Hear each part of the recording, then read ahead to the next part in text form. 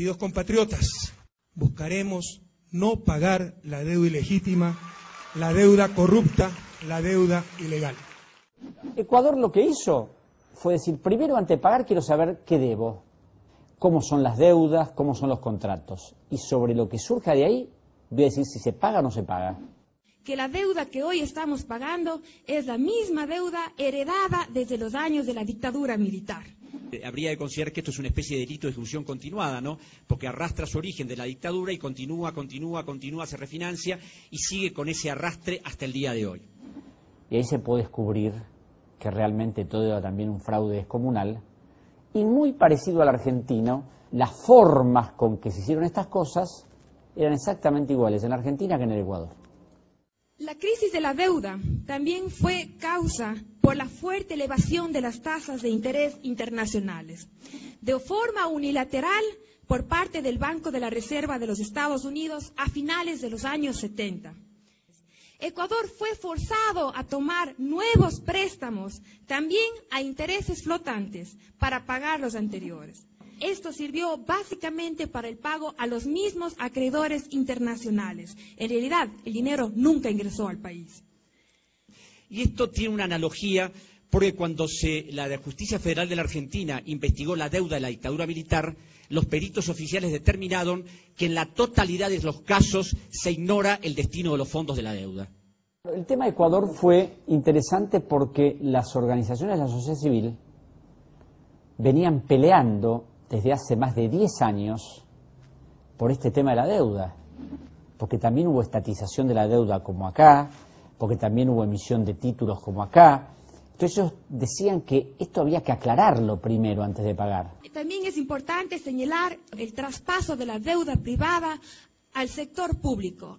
El Banco Central del Ecuador en el año 1983 asume la deuda externa del sector privado como deudor ante la banca acreedora internacional por un valor de 1.371 millones de dólares. Toda esta deuda, evidentemente, y esta subida de las tasas de interés fue tan impactante para el país que el país pasó 6 años sin poder pagar esto. El Ecuador, desde el año 86, entra en mora.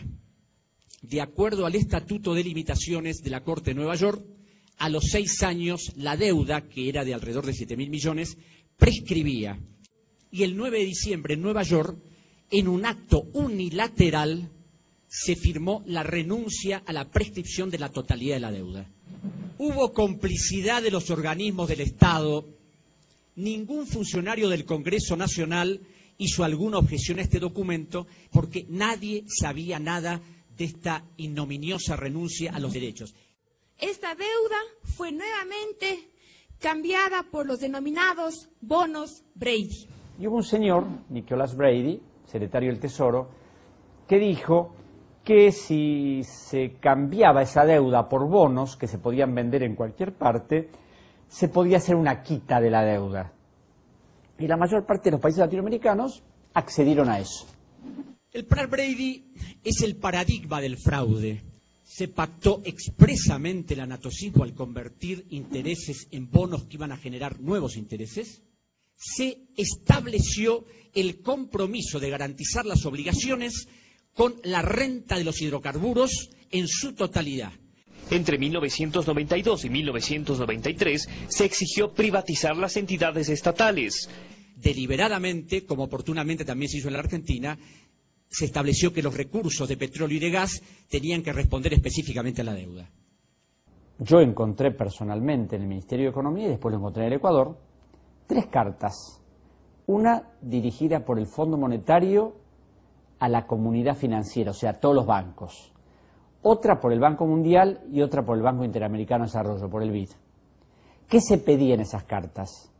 Que los banqueros apoyaran al gobierno argentino de Menem porque el gobierno se había comprometido a privatizar el sistema jubilatorio, a modificar la legislación laboral, a hacer una reforma total del Estado y a privatizar todas las empresas públicas, especialmente la empresa de petróleo.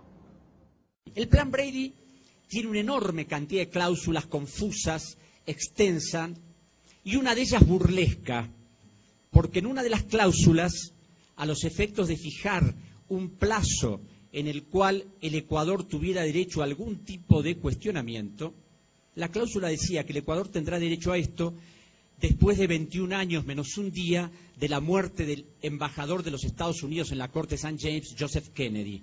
Es decir, que cuando se extinguiera la familia Kennedy, recién el gobierno ecuatoriano podía efectuar algún tipo de reclamo. La familia Kennedy posiblemente se extinga en el año 3000, si se extingue. Entonces, después de esa extinción, el Ecuador va a tener que esperar 21 años más para hacer algún reclamo. Ahora, yo esto lo he consultado con juristas extranjeros y no podían entender que un país hubiera firmado eso. Porque no es una cláusula normal, es una burla, es tomar el pelo a un país. Y señores, ¿se dan cuenta que yo hago con usted lo que quiero? Pongo los plazos que quiero, digo lo que quiero y ustedes firman igual. Yo supongo que cualquier persona que firma un contrato no supone que está firmando un acto delictivo o un acto ilegal. Bueno, acá parece que sí, porque los acreedores dijeron, en caso de que esto pueda ser materia de una impugnación, vamos a obligar al país a que también renuncie a eso. Se procede entonces del cambio ahora de los bonos Brady a los denominados bonos Global. También los Global arrastran todo este proceso de ilegalidad. En estos contratos de deuda, hay que tenerlo en claro, se quebrantó el orden jurídico en su totalidad. Y estos bancos han sido los que permanentemente han estado en nuestro país, desde los inicios, y quienes presionaron a que el país se endeude. Y estos son Love Roads, Citibank, Lloyds Bank, Chase Manhattan Bank, Morgan and Youth Hutton. Milbank Tweed, Handley y McCloy debe ser el estudio de abogados más importante de los Estados Unidos. Además de asesores legales de JP Morgan y del Chase Manhattan Bank, es una oficina de abogados que prácticamente ha estructurado todos los contratos en todos los países latinoamericanos y en el Ecuador los hizo siempre, desde los finales de la dictadura militar hasta la última negociación. Milbank tuvo dos prominentes abogados, el doctor John McCloy, que fue primer presidente del Banco Mundial, y el doctor William Webster, que fue director de la Agencia Central de Inteligencia de los Estados Unidos, director del FBI, y juez de la Corte del Estado de Nueva York. Ellos mandaban los contratos a los abogados del Ecuador en Estados Unidos, Cleary, Gottlieb, y Hamilton. Estos abogados del Ecuador eran abogados formales, porque nunca cuestionaron los contratos y siempre de acuerdo al interés de los acreedores. En resumen, y como conclusiones, la estructura de todas estas operaciones, las complicidades, los manejos espurios, el quebrantamiento del orden jurídico, la renuncia a todos los derechos, la abdicación de la soberanía, la aceptación de actos ilegales, la inclusión de cláusulas contractuales violatorias de los principios generales del derecho, la convalidación del fraude como un modo convencional de someterse a las exigencias de los acreedores, desconocer que el Ecuador no es un Estado cuando contrata, sino un vulgar comerciante que puede ser tratado de cualquier manera en cualquier insignificante tribunal de cualquier país, no siéndole reconocido en ningún caso su dignidad como nación soberana en esta infame historia de la deuda de los últimos 30 años.